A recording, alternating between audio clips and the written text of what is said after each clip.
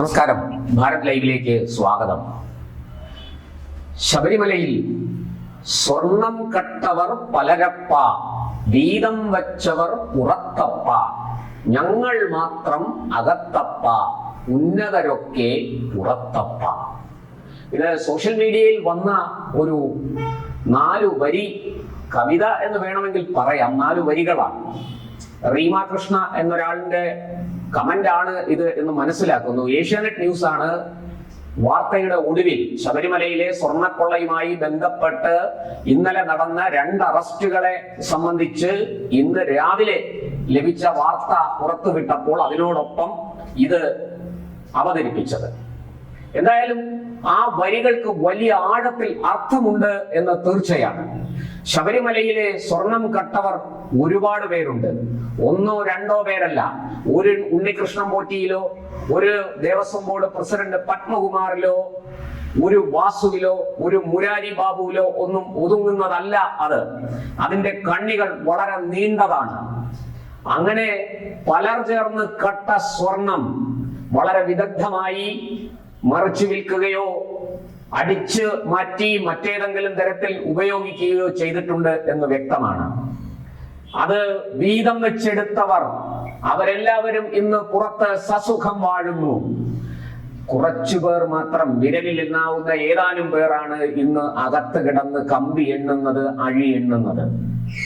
ഉന്നതരൊക്കെ ഇപ്പോഴും സസുഖം പുറത്തു വാഴുകയാണ്. വളരെ ശരിയാണ് ആ വാക്കുകൾ. ഇപ്പോൾ ചെന്നൈയിലെ സ്മാർട്ട് ക്രിയേഷൻസ്, ചെമ്പുപാളിയിൽ സ്വർണം പൂശുന്ന സ്ഥാപനമാണ് സ്മാർട്ട് ക്രിയേഷൻസ്. അതിന്റെ സിഇഒ പങ്കജ് ഭണ്ഡാരിയും അതുപോലെ തന്നെ കർണാടകയിലെ ബെല്ലാരിയിലെ റോദം ജുവലറി ഉടമ ഗോവർദ്ധനും അറസ്റ്റിലായിട്ടുണ്ട്. ഇന്നലെയാണ് അവരുടെ അറസ്റ്റ് രേഖപ്പെടുത്തിയത്. അവരെ മജിസ്ട്രേറ്റിന് മുന്നിൽ ഹാജരാക്കി റിമാൻഡ് ചെയ്തിരിക്കുകയാണ്. ഇന്ന് അവരെ കസ്റ്റഡിയിൽ വാങ്ങാൻ SIT അപേക്ഷിക്കും എന്നാണ് അറിയുന്നത്. കഴിഞ്ഞ ദിവസം ഹൈക്കോടതി അതിരൂക്ഷമായ വിമർശനമാണ് നടത്തിയത്. കടുത്ത അതൃപ്തിയാണ് രേഖപ്പെടുത്തിയത്. എന്തുകൊണ്ട് പത്മകുമാറിനെ അറസ്റ്റ് ചെയ്ത SIT അന്ന് അദ്ദേഹം ദേവസ്വം ബോർഡ് പ്രസിഡന്റ് ആയിരിക്കുമ്പോൾ ഒപ്പമുണ്ടായിരുന്ന ഭരണസമിതിയിലെ മറ്റംഗങ്ങളെ ഒഴിവാക്കി എന്ന ചോദ്യം കോടതി ഉന്നയിച്ചിരിക്കുകയാണ്. ശങ്കർദാസിനെയും വിജയകുമാറിനെയും എന്തിന് SIT ഒഴിവാക്കി എന്ന ചോദ്യത്തിന് കൃത്യമായ ഒരു ഉത്തരം പറയാൻ SITക്കില്ല. ഒടുവിൽ ഗതികെട്ടാണ് SIT ഇന്നലെ ഈ പങ്കജ് ഭണ്ഡാരിയെയും ഗോവർദ്ധനെയും ക്രൈംബ്രാഞ്ച് ഓഫീസിലേക്ക് വിളിച്ചു വരുത്തി, തിരുവനന്തപുരത്ത് ഓഫീസിലേക്ക് വിളിച്ചു വരുത്തി അവിടെ വെച്ച് അറസ്റ്റ് ചെയ്തത്. കോടതിയിൽ നിന്ന് രൂക്ഷമായ വിമർശനവും തിരിച്ചടിയും കിട്ടുമെന്ന് മുൻകൂട്ടി മനസ്സിലാക്കിയ SIT അതിവിദഗ്ധമായി ആസൂത്രണം ചെയ്ത് നടപ്പാക്കിയ ഒരു നാടകമല്ലേ അത് എന്ന് സംശയിക്കേണ്ടിയിരിക്കുന്നു. എന്തായാലും പങ്കജ് ഭണ്ഡാരിക്ക് നിരവധി കാര്യങ്ങൾ പറയാനുണ്ട്. ഒന്നാമത്തെ കാര്യം, സ്വർണം പൂശാൻ അവിടെ എത്തിച്ചത് ചെമ്പുപാളികളാണ്, സ്വർണ്ണപ്പാളി പൊതിഞ്ഞതല്ല എന്ന മൊഴി തെറ്റാണെന്ന് തെളിഞ്ഞിരിക്കുന്നു. കാരണം അവിടെ എത്തിച്ച ആ സ്വർണം പൊതിഞ്ഞ ചെമ്പുപാളിയിൽ നിന്ന് സ്വർണം വേർതിരിച്ചെടുക്കാൻ പുറത്തുനിന്ന് ആൾക്കാരെ വരുത്തി. അതിനുള്ള സംവിധാനം സ്മാർട്ട് ക്രിയേഷൻസിന് ഇല്ല. അതുകൊണ്ട് അത് പുറത്തു നിന്ന് വരുത്തി ആ ആൾക്കാരെ ഉപയോഗിച്ച് സ്വർണം വേർതിരിച്ചെടുത്തു എന്ന കൃത്യമായ തെളിവുകളുടെ അടിസ്ഥാനത്തിലാണ് SIT മുന്നോട്ട് പോയിരിക്കുന്നത്. മറ്റൊരു കാര്യം, ശബരിമലയിൽ നിന്ന് ഇളക്കിയ ഈ പാളികൾ, അറ്റകുറ്റപ്പണിക്ക് വേണ്ടി ഇളക്കിയെടുത്ത പാളികൾ 39 ദിവസം കഴിഞ്ഞാണ് സ്മാർട്ട് ക്രിയേഷൻസിൽ എത്തുന്നത്. അതിനിടയ്ക്ക് അത് കേരളം കടന്ന്, കർണാടക കടന്ന്, ആന്ധ്ര കടന്ന്, തെലുങ്കാന വരെ പോയി മടങ്ങി ചെന്നൈയിൽ എത്തുകയായിരുന്നു. ഈ 39 ദിവസം ഈ സ്വർണ്ണപ്പാളി എന്തിനാണ്, അല്ലെങ്കിൽ ഈ അവിടുന്ന് ശബരിമലയിൽ നിന്ന് ഇളക്കിയെടുത്ത ഈ പാളികൾ എന്തിനാണ് ഈ 39 ദിവസം ഇങ്ങനെ വിവിധ സംസ്ഥാനങ്ങളിൽ കൊണ്ടു നടന്നത് എന്ന ചോദ്യത്തിന് ഉത്തരം പറയണം.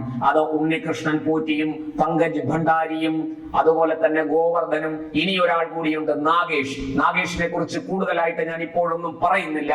കാരണം കേസ് കോടതിയുടെ പരിഗണനയിൽ ഇരിക്കുകയാണ്. ഇവരെല്ലാവരും മുൻകൂർ ജാമ്യത്തിനൊക്കെ ആയിട്ട് ശ്രമിച്ചുകൊണ്ടിരിക്കുന്നു.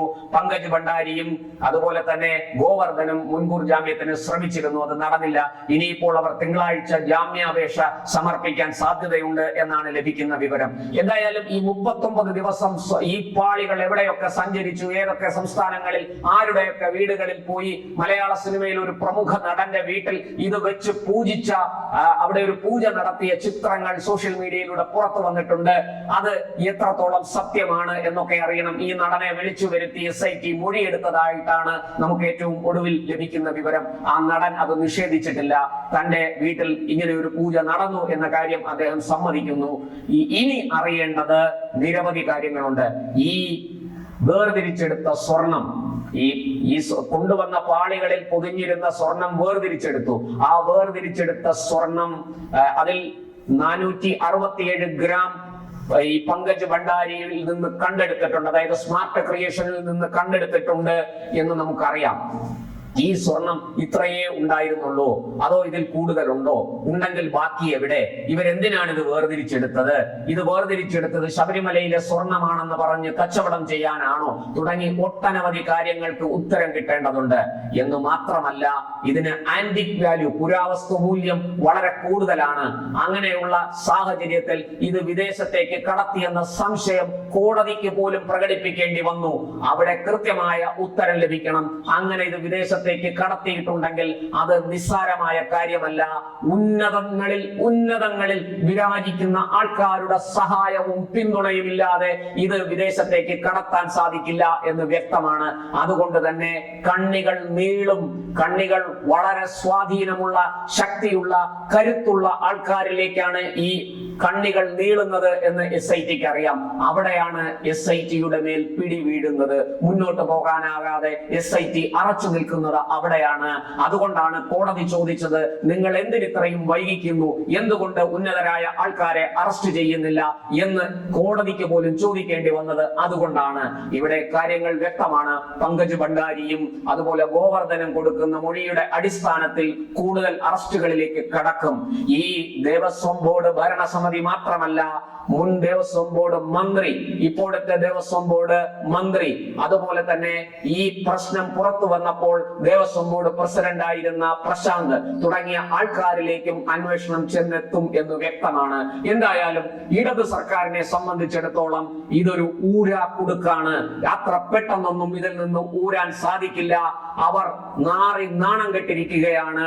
ഇടതുപക്ഷ സർക്കാരിനെ സംബന്ധിച്ചിടത്തോളം തങ്ങൾ അവിശ്വാസികളാണ്. പ്രത്യേകിച്ചും ഹൈന്ദവ ആചാര അനുഷ്ഠാനങ്ങളോട് തങ്ങൾക്ക് ഒട്ടും തന്നെ പ്രതിപത്തിയില്ല എന്നവർ പലവട്ടം തെളിയിച്ചതാണ്. അതിന്റെ വെളിച്ചത്തിൽ തന്നെ നമുക്ക് പറയാൻ കഴിയും, ക്ഷേത്രത്തിലെ മുതൽ അത് വിശ്വാസികൾക്ക് വിശ്വാസത്തോടുകൂടി ആരാധിക്കാനുള്ളതല്ല, അത് ദേവന്റെ മുതലാണ്. അങ്ങനെ ദേവന്റെ മുതൽ ആരാധിക്കപ്പെടേണ്ടതാണ്. എന്നാൽ ഇടതു സർക്കാരിനെ സംബന്ധിച്ചിടത്തോളം അതിനൊന്നും, ഈ ആരാധന നടത്തേണ്ടെന്നത്ര മഹിമ അതിലൊന്നുമില്ല.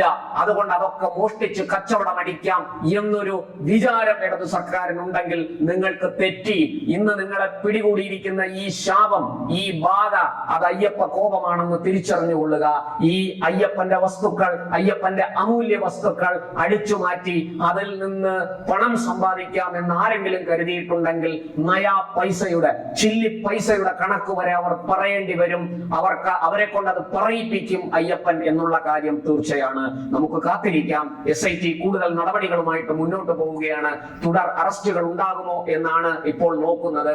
ED ഈ വിഷയത്തിൽ ഇടപെട്ടിട്ടുണ്ട്.